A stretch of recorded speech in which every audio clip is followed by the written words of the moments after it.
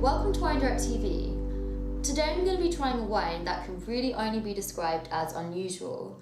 It's unusual for several different reasons and I'm really not sure how I'm going to feel about this wine.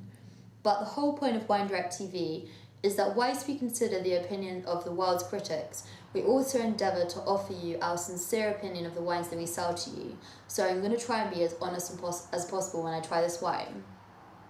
So this wine is from the Manchuela region of Spain, which is a high altitude region located close by to Madrid.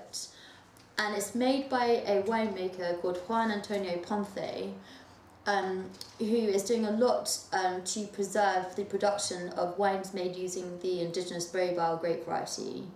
This wine itself is made using Albula Manchuelo grape, of which there are only 20 hectares left in the world, so one of the reasons why this wine is unusual. Juan Antonio spent lots of time studying in France, studying enology in France, and also travelled extensively to come back to take over his family estate with a very strong vision of exactly how he wanted to produce his wine.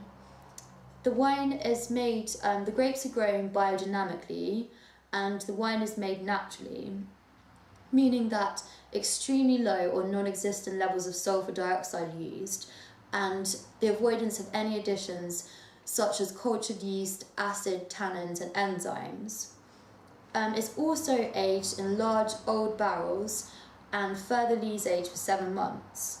Now the combination of these factors of using little or no sulfur dioxide and aging in old oak makes for a very daring recipe, and the result can either be wines of extreme purity and individuality or a kind of faulty, weird wine.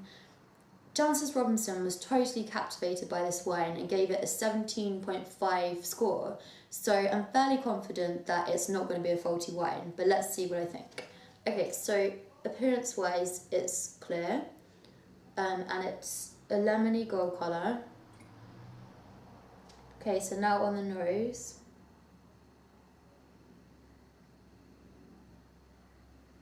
Wow.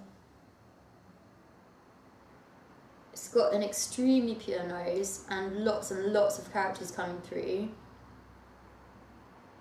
Heaps of lemon rind,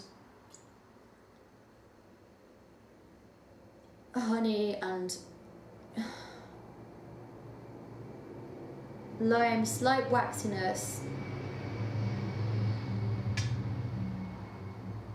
touch of vanilla, just loads going on in the nose and not in the least bit dirty, like 100% clean. Okay, so now onto the palate.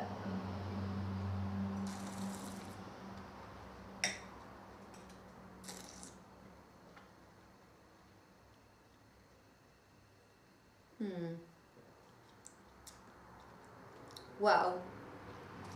Tastes like a lime cheesecake on the palate.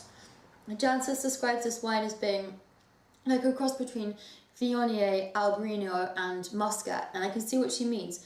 It's got the very perfumey character of a Muscat on the palate, with lots of kind of jasmine-y and then lots of luscious tropical fruits. But then it's also got a kind of opulent stony fruit like a Viognier. Really delicious on the palate, and the acid's very racy but also integrated.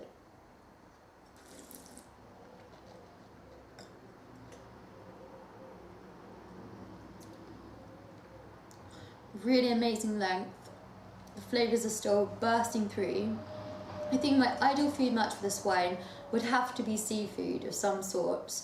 Maybe some really delicious gambas. It's almost quite, I'd say that it could stand up to something, you know, touch spicy, but equally you could have something like oysters with this wine, or some lighter meats like chicken, definitely some tuna steaks, fish like that. Really sensational wine and slightly unusual, but definitely worth the gamble because I absolutely love it. Okay, thank you.